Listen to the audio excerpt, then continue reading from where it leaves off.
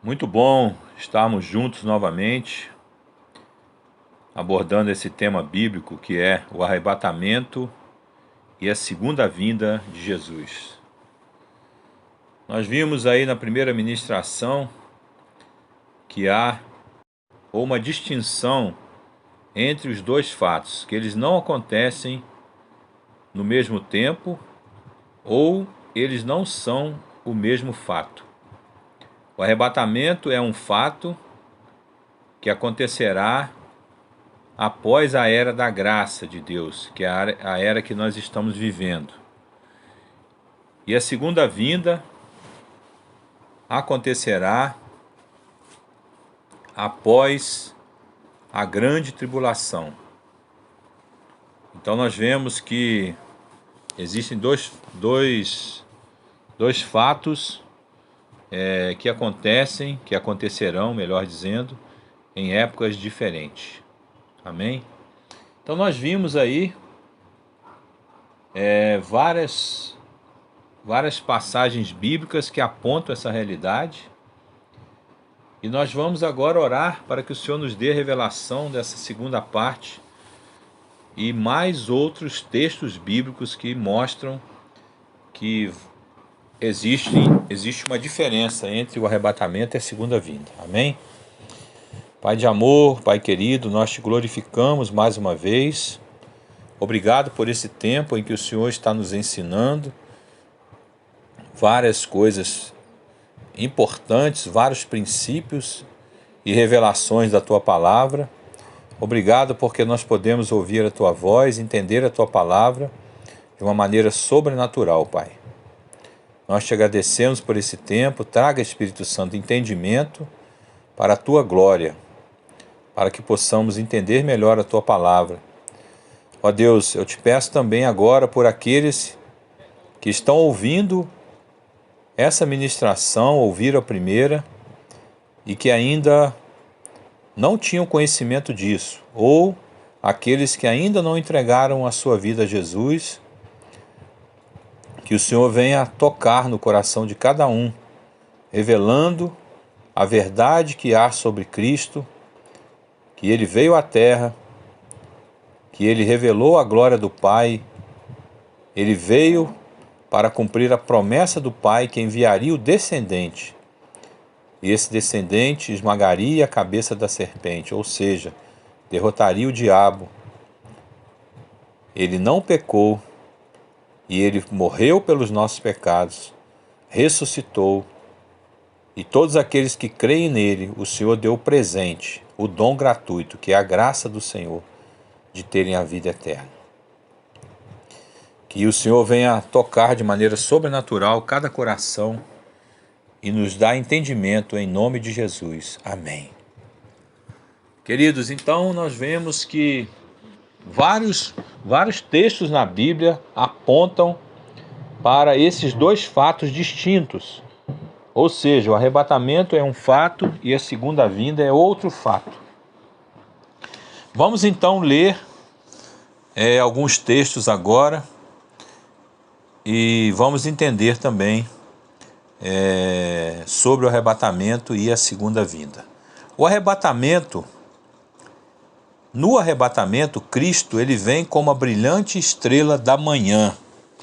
Na segunda vinda, ele vem como o sol da justiça. Então vamos ver Apocalipse, capítulo 22, o último livro da Bíblia, versículo 16. Veja o que diz a palavra em Apocalipse 22, 16. Eu, Jesus, enviei o meu anjo para dar a vocês este testemunho concernente às igrejas. Eu sou a raiz e o descendente de Davi, e a resplandecente estrela da manhã. Veja que Cristo virá no arrebatamento para a igreja. Veja que ele fala aqui, concernente às igrejas. Então ele vem como a estrela da manhã. Já na segunda vinda, ele vem como o sol da justiça. Isso está na Bíblia em Malaquias, o último livro do Antigo Testamento, Malaquias, capítulo número 4, versículo 2.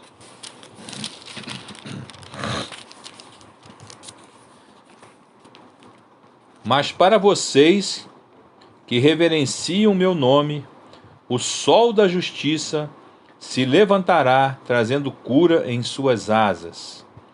E vocês sairão e saltarão como bezerros soltos do curral.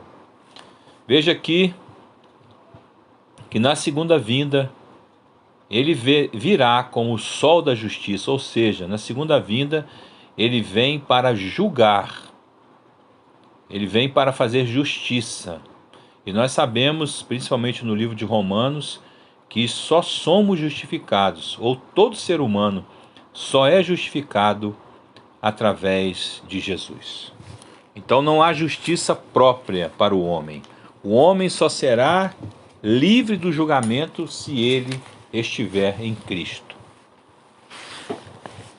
Outro apontamento bíblico é que o arrebatamento não é mencionado nos evangelhos sinópticos, que são os evangelhos de Mateus, Marcos e Lucas, mas João faz diversas alusões a ele, ao arrebatamento. A segunda vinda está presente nos evangelhos sinópticos, mas quase não é mencionado nada em João.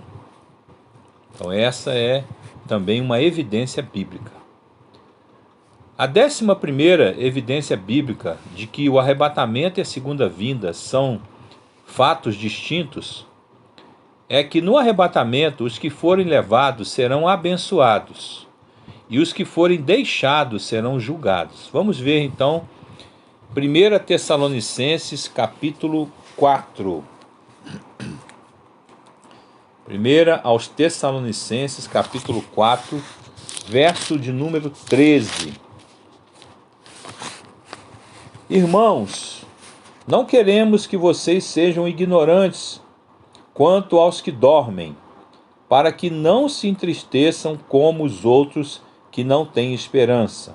Veja aqui que Paulo faz menção àqueles que morreram salvos em Cristo. A Bíblia gosta de usar esse termo dormem, porque na verdade em Cristo nós não sofreremos a segunda morte. Então todos aqueles que partiram daqui da terra, eles estão como a Bíblia gosta de usar, dormindo e não mortos.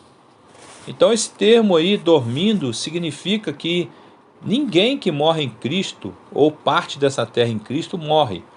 E sim, ele está no seio de Abraão, aguardando o arrebatamento. Está aguardando o momento em que Cristo virá para arrebatar nos ares aqueles salvos que estiverem na terra nesse momento e todos aqueles que partiram salvos. Vamos ver, continuar lendo o texto. Versículo 14. Se cremos que Jesus morreu e ressurgiu, cremos também que Deus trará mediante Jesus e com ele aqueles que nele dormiram. Veja que aqui é interessante que começa a apontar para o arrebatamento e que no arrebatamento Cristo também vai trazer aqueles que partiram salvos. Versículo 15, dizemos a vocês pela palavra do Senhor que nós, os que estivermos vivos, os que ficarmos até a vinda do Senhor, certamente não precederemos os que dormem. Então nós vemos aqui que no arrebatamento o Senhor vai chamar, ou seja, vai arrebatar primeiramente todos que partiram salvos. Então aqui deixa bem claro isso. Versículo 16, pois dada a ordem com a voz do arcanjo e o ressoar da trombeta de Deus, o próprio Senhor descerá dos céus e os mortos em Cristo ressuscitarão primeiro. Veja aqui que agora faz a menção mortos em Cristo. São os mesmos que dormem em Cristo. Então aqui nós vemos a menção daqueles que partiram. Mortos aqui entra o termo por quê? Porque aqui está fazendo a menção daqueles que estão vivos na terra, estarão vivos na terra, no dia do arrebatamento, e aqueles que não estarão mais vivos na terra. Então ele usa agora o termo mortos para entendermos melhor isso. E aí no versículo 17, depois nós, os que tivermos vivos, está vendo que ele faz o paralelo para você entender que os mortos significam aqueles que partiram com Cristo, e os vivos significam aqueles que estão salvos na terra, vivos. Depois nós, os que estivermos vivos, seremos arrebatados com eles. Com eles quem? Com todos os salvos que partiram com Cristo, partiram dessa terra com Cristo, nas nuvens, para o encontro com o Senhor nos ares, e assim estaremos com o Senhor para sempre. Consolem-se uns aos outros com essas palavras. Então veja que o arrebatamento, no arrebatamento, os que forem levados serão abençoados, mas os que forem deixados na terra com arrebatamento serão julgados. Então 1 Tessalonicenses 5, versículo 1 a 3. Vamos ver esse texto então.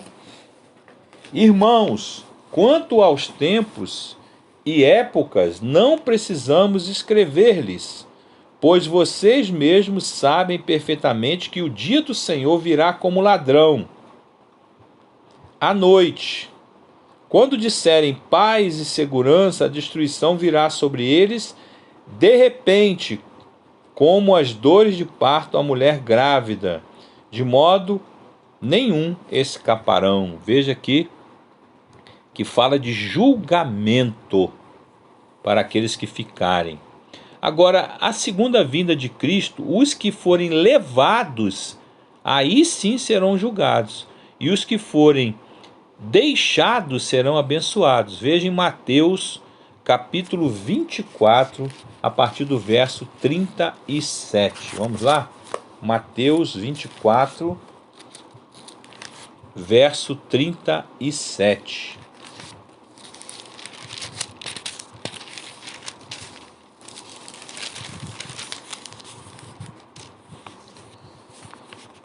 Como foi nos dias de Noé, assim também será na vinda do Filho do Homem.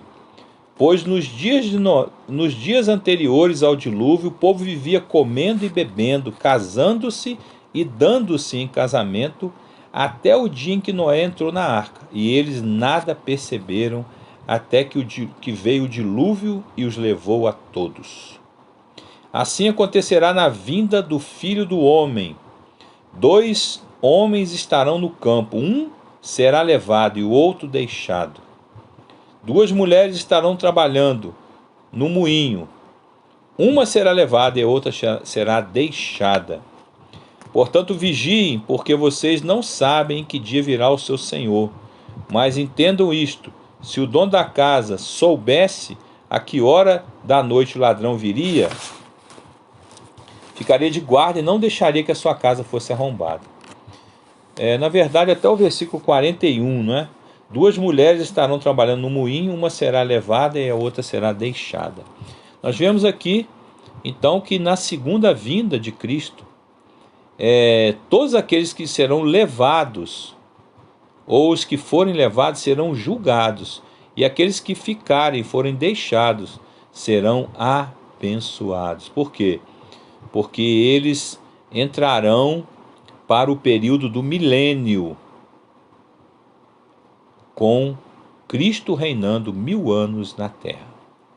Mais uma evidência bíblica: as escrituras no arrebatamento não fornecem um sistema de datação para os acontecimentos que precederão o arrebatamento. Então nós vemos que no arrebatamento não há menção de datação, mas na segunda vinda as Escrituras fornecem um sistema de datação complexo para a segunda vinda, como 1260 dias, também cita 42 meses e cita também 3 anos e meio. Nós vamos ver então alguns textos, por exemplo, o livro de Daniel no Antigo Testamento, ele mostra essa datação. Então Daniel, abra sua Bíblia aí, Daniel 7, capítulo 7, versículo 25. Daniel 7, 25. Ele falará contra o Altíssimo, oprimirá os seus santos e tentará mudar os tempos e as leis. Os santos serão entregues nas mãos dele por um tempo, tempos e meio tempo. Veja que aqui nós vemos, né, que na segunda vinda, logo após a tribulação, é revelado o momento em que Cristo virá, logo depois da tribulação. Então aqui mostra o tempo da tribulação e mostra que Cristo voltará, ou seja, os santos serão entregues nas mãos dele por um tempo, tempos e meio tempo. Um tempo significa um ano. Então, um tempo significa o quê? 3 anos, e meio tempo, meio ano. Então aqui nós vemos claramente 3 anos e meio. Daniel capítulo 7, aliás, Daniel capítulo 12, versículo 7.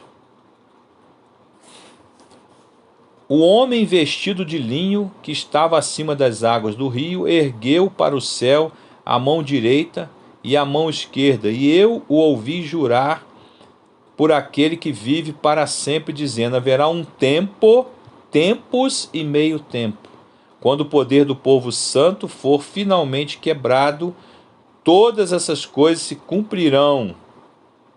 Veja só, muito clara a Bíblia, né?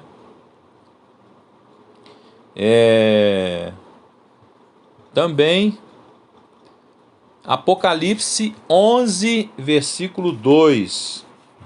Vamos lá, último livro da Bíblia, Apocalipse 11, versículo 2. Exclua, porém, o pátio exterior, não o meça, pois ele foi dado aos gentios. Eles pisarão a cidade santa durante 42 meses. Então nós vemos que tem várias datações acerca da grande tribulação e também quando o anticristo se manifestar na terra após 42 meses, o Senhor revelará sua segunda vinda, ou seja, virá. Apocalipse 12, versículo 14, que diz: foram dadas à mulher as 2 asas da grande águia, para que ela pudesse voar para o lugar que lhe havia sido preparado no deserto, onde seria sustentada durante um tempo, tempos e meio tempo, fora do alcance da serpente. Veja que fala novamente em 3 anos e meio. E Apocalipse 13, versículo 5. Apocalipse 13, versículo 5, que diz: a besta foi dada uma boca para falar palavras arrogantes e blasfemas, e lhe foi dada autoridade para agir durante 42 meses. Está vendo? Que mais uma vez afirma que ela terá autoridade na terra para agir por 42 meses e logo depois virá novamente Cristo, a segunda vinda. E a segunda vinda nós estudamos aí na primeira ministração que todos verão a Cristo, o arrebatamento ninguém verá. E o último apontamento que eu quero trabalhar nessa ministração é que no arrebatamento o Filho do Homem não é usado em nenhuma passagem que trata o termo, o título. Filho do Homem não é usado em nenhuma passagem que trata do arrebatamento. Mas na segunda vinda, ela é descrita como a vinda do Filho do Homem. Vamos ver então Mateus 16, versículo 28.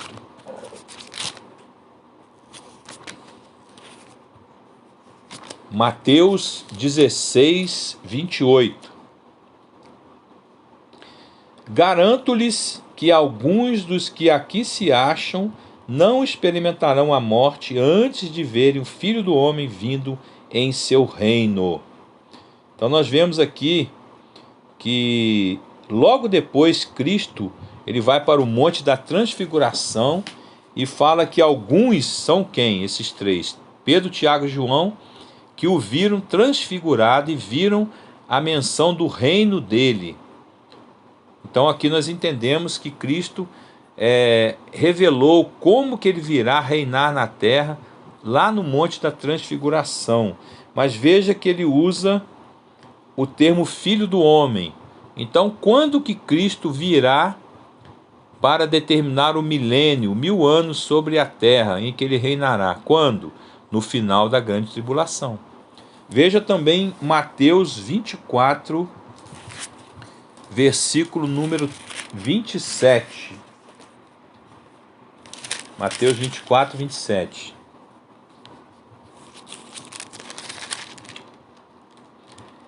Porque assim como o relâmpago sai do Oriente e se mostra no Ocidente, assim será a vinda do Filho do Homem. Está vendo a menção do Filho do Homem? Onde houver um cadáver, aí se ajuntarão os abutres. Imediatamente após a tribulação daqueles dias, o sol escurecerá e a lua não dará sua luz, as estrelas cairão do céu, os poderes celestes serão abalados.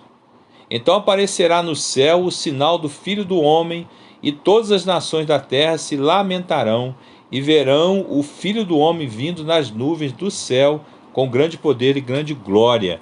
Veja que no final da grande tribulação, quando Cristo vier, a segunda vinda, todos verão e muitos lamentarão, porque nessa hora não terá mais salvação, não terá mais como ninguém se salvar. Houve a oportunidade, mas ninguém aceitou, né? Versículo 39, versículo 39, e eles nada perceberam até que veio o dilúvio e os levou. Isso acontecerá também na vinda do Filho do Homem, também mencionado Filho do Homem. Mateus 26, verso 24. Veja mais uma vez a menção do título ou do título, Filho do Homem, né? Vamos lá então, Mateus 26, verso 24. O Filho do Homem vai, como está escrito a seu respeito, mas ai daquele que trai o Filho do Homem, melhor lhe seria não ter nascido, ou não haver nascido. Marcos 13, 26. Marcos 13, 26. Vamos ver. Veja que todos esses textos estão nos evangelhos sinópticos. Então, Marcos 13, versículo 26. Então se verá o Filho do Homem vindo nas nuvens com grande poder e glória. Veja que o termo então se verá. No arrebatamento não usa esse termo se verá, porque nós os salvos vamos nos encontrar com Cristo nas nuvens, juntamente com aqueles que morreram com Cristo, ou dormem, né, conforme nós falamos antes. E Lucas 21, versículo 27, que diz: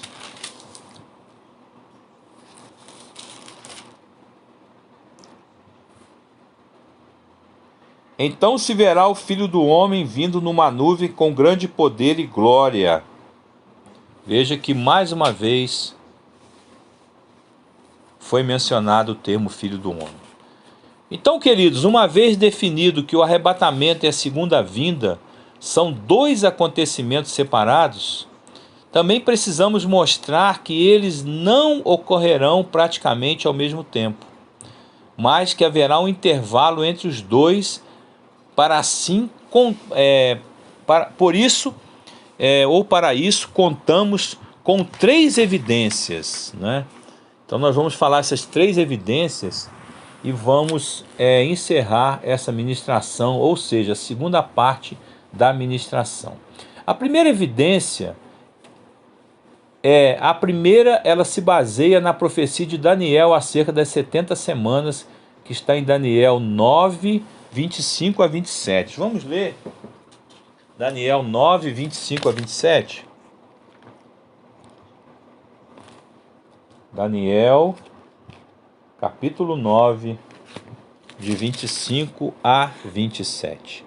O texto fala das 70 semanas. Saiba e entenda que, a partir da promulgação do decreto que manda restaurar e reconstruir Jerusalém, até que o ungido príncipe venha, haverá 7 semanas e 62 semanas. Ela será reconstruída com ruas e muros, mas em tempos difíceis. Depois das 62 semanas, o ungido será morto, e já não haverá lugar para ele. A cidade e o lugar santo serão destruídos pelo povo do governante que virá. O fim virá como uma inundação. Guerras continuarão até o fim, e desolações foram decretadas. Com muitos ele fará uma aliança que durará uma semana, e no meio da semana ele dará fim ao sacrifício e à oferta.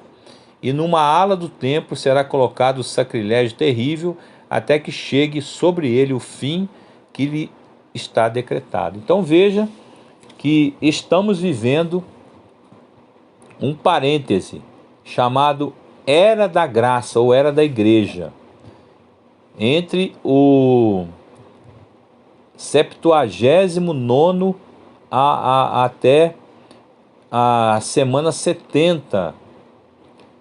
Esta última corresponde ao período de 7 anos da tribulação, que nós vemos aí em Romanos 5:9, 1 Tessalonicenses 1:10, 5:9 e Apocalipse 3:10. Vamos ver aqui então Apocalipse 3:10, que fala da semana 70, que a vinda de Cristo para reinar ocorre depois dessa semana 70, ou seja, o milênio. Então vamos ver aqui então Apocalipse capítulo 3, versículo 10. Apocalipse 3:10.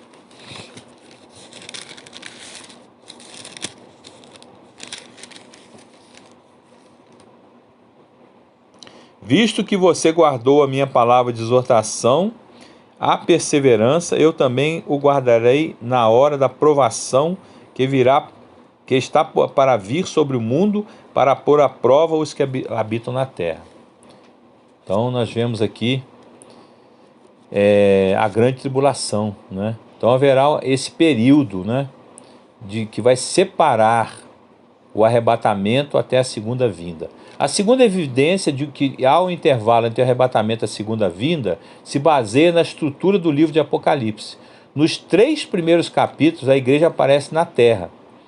Os capítulos 4 até 19, versículo 10, descreve o período da tribulação, no qual Deus derramará sua ira sobre o mundo que rejeitou seu Filho. Não se faz mais menção, querido, à presença da igreja na terra durante esse período. Ao que parece, a igreja é levada para o céu, ou seja, arrebatada no final do capítulo 3. Em Apocalipse 19:11, Cristo volta à terra para subjugar os inimigos e estabelecer seu reino, e no final do período da tribulação. Ou seja, após o final do período da tribulação, Cristo vem para estabelecer o reino dele e reinar 1000 anos com os escolhidos. Amém? E aí Satanás ficará preso por 1000 anos. E a terceira consideração aponta para um intervalo entre a vinda de Cristo para buscar os seus santos, o arrebatamento, e sua volta com os seus santos. Na ocasião do arrebatamento, todos os cristãos serão levados do mundo e receberão uma coroa ou um corpo glorificado, melhor dizendo. Quando Cristo voltar para reinar, porém, haverá cristãos na terra que ainda não terão recebido um corpo glorificado e que se casarão e terão filhos durante o milênio. Isaías 11, versículos 6 e 8. De onde virão esses cristãos? É necessário então haver um intervalo entre o arrebatamento e a segunda vinda, durante o qual eles serão convertidos. Amém? Então essas três evidências são muito interessantes para comprovar em que há um intervalo entre o arrebatamento e também a segunda vinda.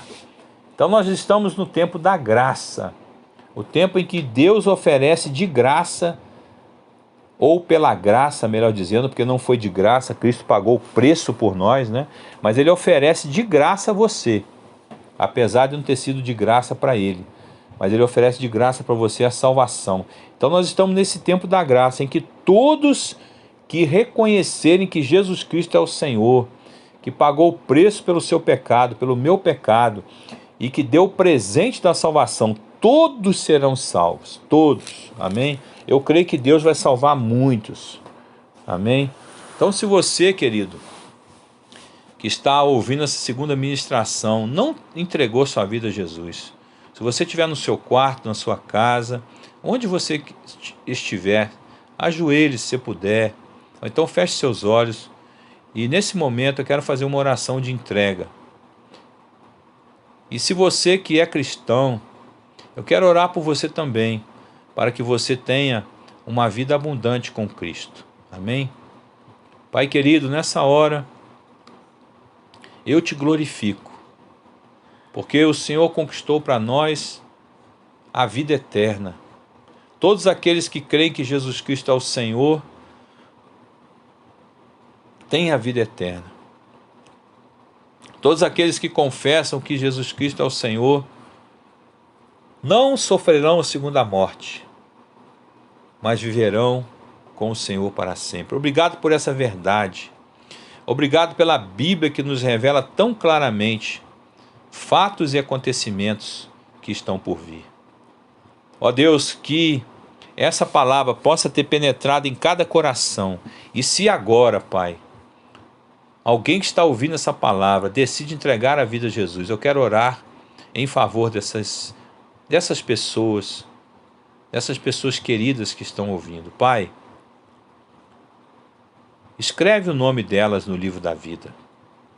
Nesse momento, querido, você pode agora declarar com seus lábios: eu creio, diga assim, eu creio que Jesus Cristo é o Senhor. Eu creio que Ele ressuscitou dentre os mortos. Se você declarar isso com a sua boca, se você confessar com fé, você será salvo. Por isso, Pai, todos aqueles que confessaram, escreve agora o nome deles no livro da vida, para que a Tua palavra se cumpra, que todo aquele que entregar a vida a Jesus não sofrerá a segunda morte, mas viverá eternamente. Pai querido, também eu oro em favor daqueles cristãos, ó Deus, ou dos cristãos que estão ouvindo essa palavra. Ó Deus, que cada um possa comprometer-se ainda mais com o Teu reino e viver para a Tua glória aqui na terra, Pai. A começar em mim, Pai querido. Cumpra essa palavra, cumpra a Tua obra em mim, para o louvor da Tua glória, Pai.